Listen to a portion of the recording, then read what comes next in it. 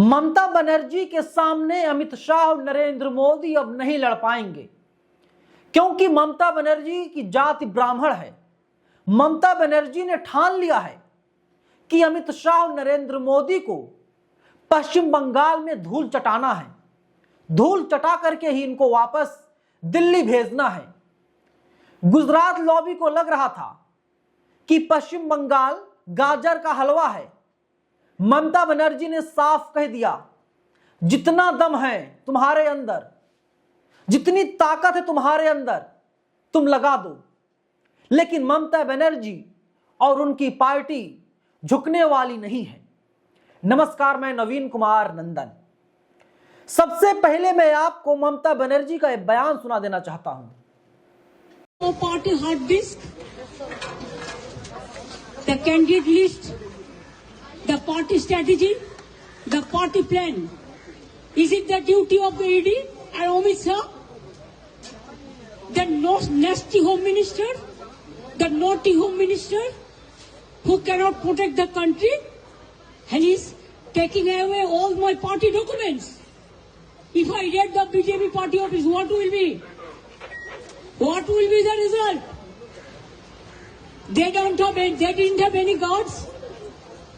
One side the SIR case, they are deleting all the names of the Bengal people. More than 2 crore people, 1.5 crore people are being called, 54 lakhs are being deleted without any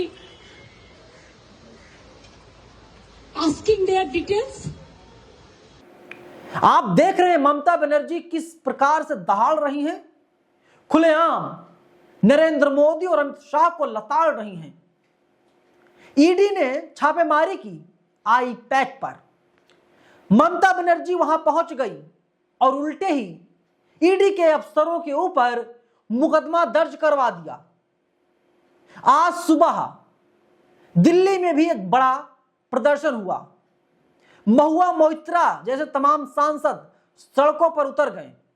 ये तस्वीरें लगातार आपकी screen पर चल रही हैं, आप देख पा रहे हैं।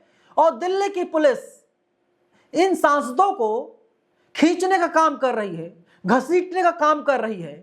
और फाइनली दिल्ली की पुलिस ने इन तमाम सांसदों को डिटेन कर लिया, बस में भर लिया। लेकिन महुआ मोइत्रा साफ तौर पर ये बोल रही हैं, किसी भी कीमत पर वे लोग झुकने वाली नहीं हैं। दम है कितना दमन में तेरे देख लिया है, देखेंगे। ऐसे नारे कलकत्ता से लेकर के दिल्ली तक लगातार लगाए जा रहे हैं। बिना देरी किए हुए आप महुआ मोइत्रा को सुनिए। আমাদের লোকতান্ত্রিক অধিকার, আমরা ওখানে বসে কালকে রেডের প্রোটেস্ট করছিলাম। এরা দিল্লি পুলিশকে এনে আমাদের টেনে হিচড়ে কিভাবে বাসে করে অ্যারেস্ট করে নিয়ে যাচ্ছে। সারা বাংলার লোক, সারা ভারতবর্ষের লোক দেখুন, এদের বুকের পাটা নেই। আমি তো বলবো এরা বেগুনের বাচ্চা। এরা যদি বাঘের বাচ্চা দেখতে চান তো টিএমসি কি দেখুন। বিজেপি হলো বেগুনের বাচ্চা, টিএমসি হলো বাঘের বাচ্চা। দেখে যান আপনারা বাংলার লোক। মমতা বন্দ্যোপাধ্যায় বাঘিনী, মমতা বন্দ্যোপাধ্যায় অগ্নিকন্যা। अब इन तमाम तस्वीरों पर जरा आप गौर कीजिए। सांसद हैं, एकदम कड़ाके की ठंड दिल्ली में पड़ रही है, लेकिन इतने ठंड में भी इनके हाथों में पोस्टर बैनर लेकर के ये लोग उतर गए सड़कों पर, आंदोलन करने लगे।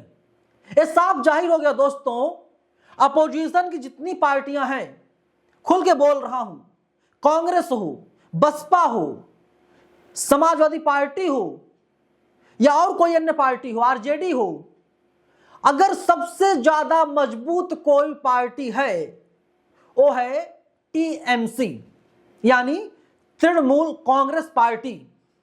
कांग्रेस पार्टी घर में है, उनके नेताओं को गिरफ्तार किया जाता है, सड़कों पर ये लोग दिखाई नहीं देते।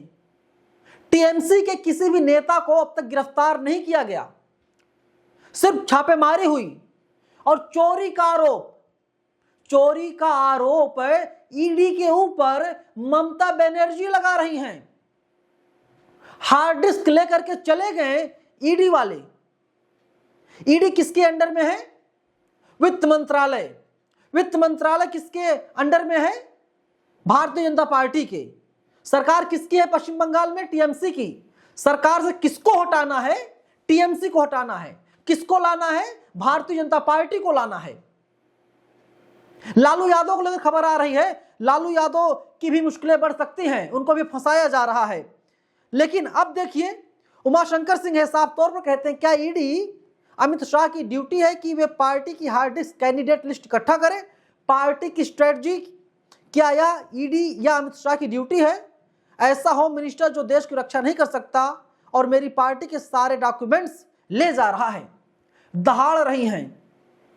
ममता बनर्जी ने बता दिया है कि अब हम लोग डरने वाले नहीं हैं, झुकने वाले नहीं हैं। अमित शाह के पास इतनी पावर है कि अमित शाह आज चाहें तो ममता बनर्जी को गिरफ्तार करवा ले। भारत एक जाति प्रधान देश है। बहुजन समाज के नेता अमित शाह और नरेंद्र मोदी के सामने घुटने जरूर टेक दिए, लेकिन ब्राह्मण समाज से आने वाली यह महिला घुटने नहीं टेक रही है। अमित शाह के आंखों में आंख डाल करके सवाल कर रही है और कह रही है कि ये जो आप छापेमारी करवा रहे हैं, जो आप रेड पर रेड करवाए जा रहे हैं, ये पूरी तरीके से असंवैधानिक है। हंगामा मचा हुआ है, चौतरफा इसकी चर्चा हो रही है। टीएमसी पूरी तरीके से सक्रिय हो गई है, झुकने का नाम नहीं ले रही है। अभिषेक बनर्जी भी मैदान में खुल करके उतर आए हैं। हार्ड डिस्क चोरी का आरोप ईडी के ऊपर लगातार लगाया जा रहा है। इसका मतलब साफ है दोस्तों कि अब जो है देश में बहुत बड़ा भूचाल होने वाला है। सारी बातें जब अमित शाह तक, नरेंद्र मोदी तक पहुंच रही हैं, ये तो लेने के देने पड़ जा रहे हैं। अब क्या किया जाए? ईडी इनका ब्रह्मास्त्र है और जो ब्रह्मास्त्र था एक ब्राह्मणी के आगे, वो ब्रह्मास्त्र भी फेल होते हुए दिखाई दे रहा है। अब बचेंगे कैसे भारतीय जनता पार्टी के लोग?